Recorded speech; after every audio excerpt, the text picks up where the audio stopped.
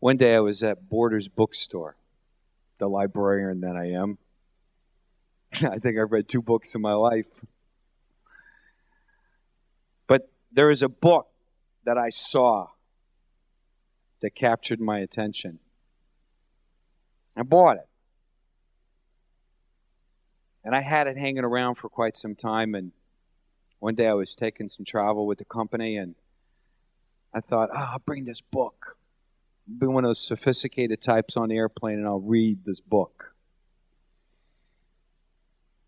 And it's interesting because after reading this book, it impressed me so much about the importance of drinking water. And during the pages of this book, I kept having the flight attendant bring me more water, and made more trips to the bathroom too. And the distributor I was visiting, I was like, you need to drink more water.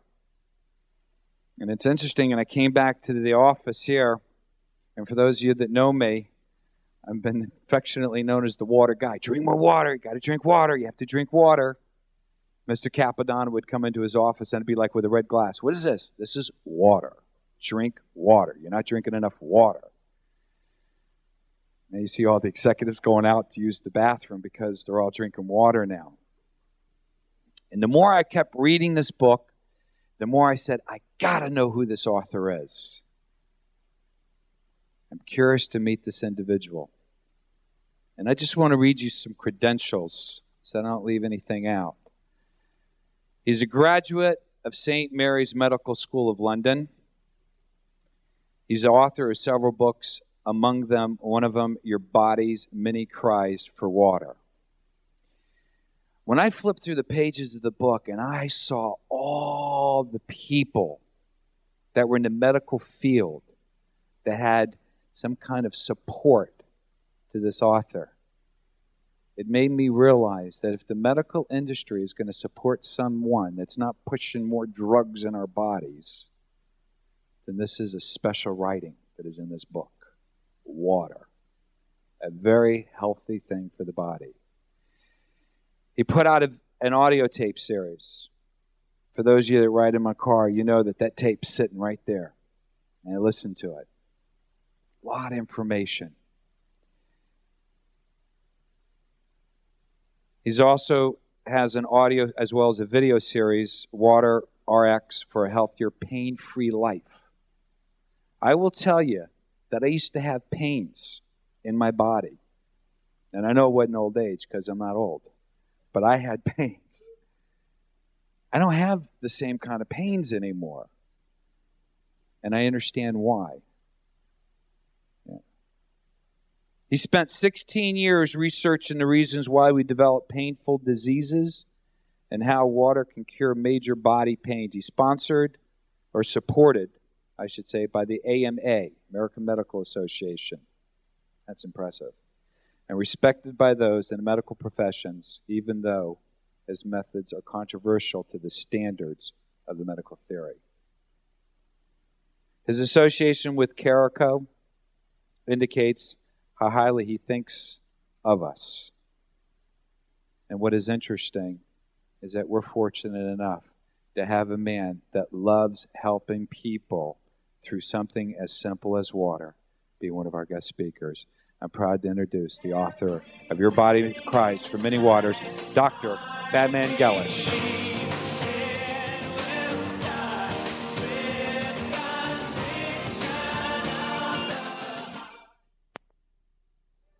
Good morning, ladies and gentlemen. It's a pleasure to be here with you and share with you information that will make every one of you a messenger of health and well-being to the people that you visit, the people that you come across, the people whose lives you will touch because you will teach them that they are not sick, they are thirsty. The greatest tragedy in medical history is the false assumption that dry mouth is a sign of dehydration of the body, the only sign of dehydration. This misconception entered into scientific research at the beginning of the century or towards the end of last century, and it's held on because it's advantageous to the pharmaceutical industry. The body, in order to be able to chew and swallow food, which is a primary function for our physiology, produces ample saliva, even though the rest of the body may be dehydrated. So this misconception that dry mouth is a sign of dehydration of the body has caused really unmeasurable tragedy in our society, has killed millions, hundreds of millions of people from ignorance. That's the foundation to our modern day medicine. At the end of 20th century, we don't know when the human body is thirsty because we've stuck to the idea that dry mouth is the only sign of dehydration. It was my fortunate luck and the happenstance that I discovered water has curative properties. Water relieves pain. The most severe pain that you can imagine, water can relieve when medication would not be able to do that. And this is on top of many years of medical practice. When I discovered this about 18, 19 years ago, and I've stuck to this information and researched it to the point that now, today, I'm an internationally recognized authority in my field. And I have produced a total shift of attention in basic instructions of medicine and have introduced the concept that it's water that regulates all functions of the body, not the solid matter that's in our body. Today, doctors give you this pill, that pill, thinking that they will find some sort of a solid composition that will turn the tide of events in the body and relieve pain and cure pain. Because up to now, we could not in the past cure any disease. We could only treat them. If you go and study a book in medicine, you will see that page upon page, hundreds of pages are written about any one topic, explaining the situation in the body when that disease is in the body. And when it comes to the explanation of what causes the disease, they all say etiology unknown. In other words, we don't know the cause. Today, we now understand that dehydration that settles in the body, expands gradually, produces so many different symptoms and signs. And because lack of water will also produce physiological upheaval in the body, the conditions that are produced by dehydration have been labeled as disease conditions. So many health problems of our society are produced just by dehydration. We can cure many, many diseases, many different pains, by adjusting the water intake of the body.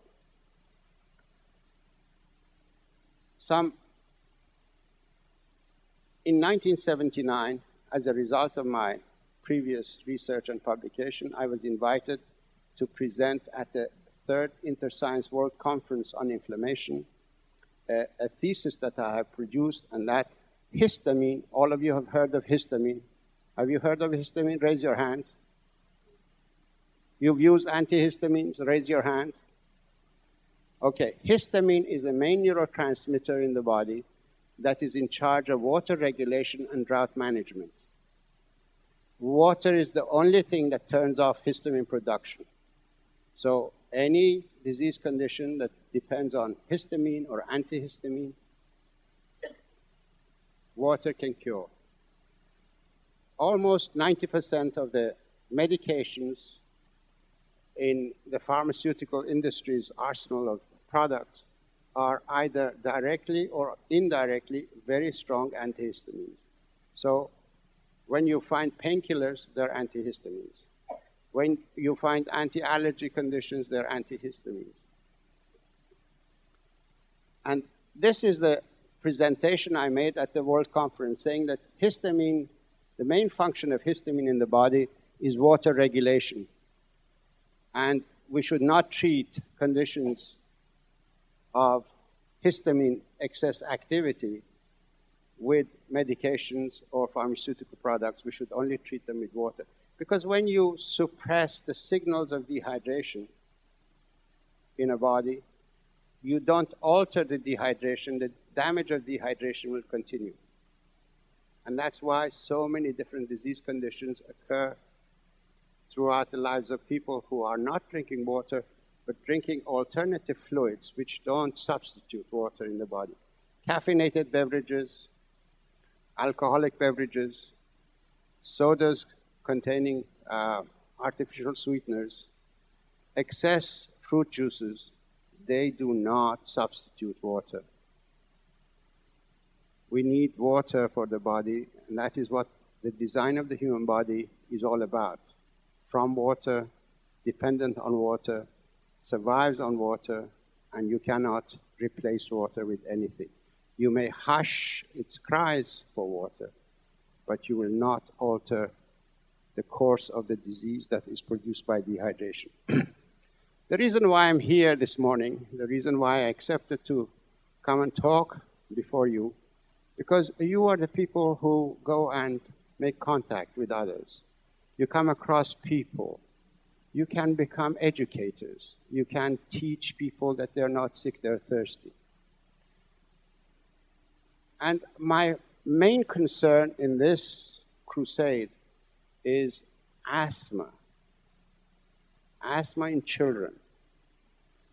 Newsweek has got an article. I recommend you to get this Newsweek and read it. It is May 26, 1997.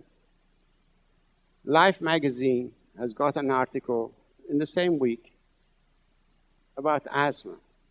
And the title goes, 50 million Americans with allergies or asthma, now you can take control of your life. Yes, they're right. They can take control of their life, but with water, not with the medication that the articles have been produced because the pharmaceutical industry has advertised 16 or 18 pages of full-page advertising in the magazine. When a child develops asthma, it means dehydration. The human body is composed of water.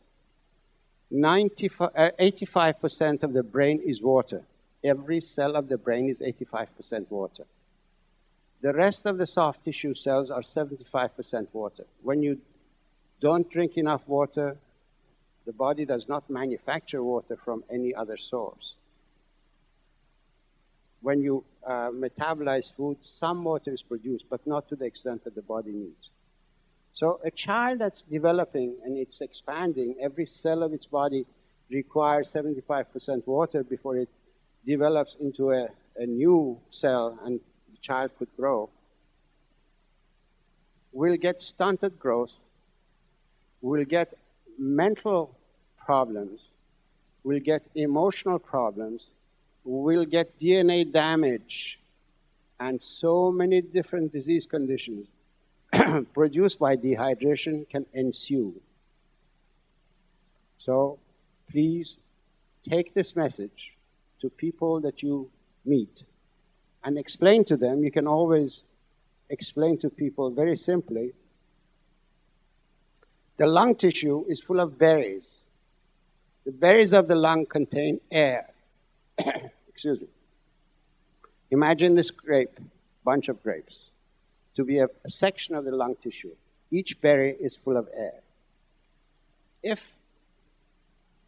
water doesn't get into the lung tissue, it becomes raisins.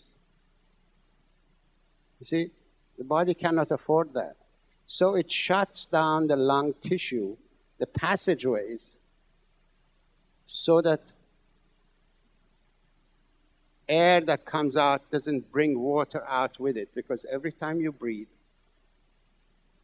when you breathe out, you bring a lot of water out of the body. Asthma is a state of dehydration that the body has installed or is executing drought management program. The lung evaporate.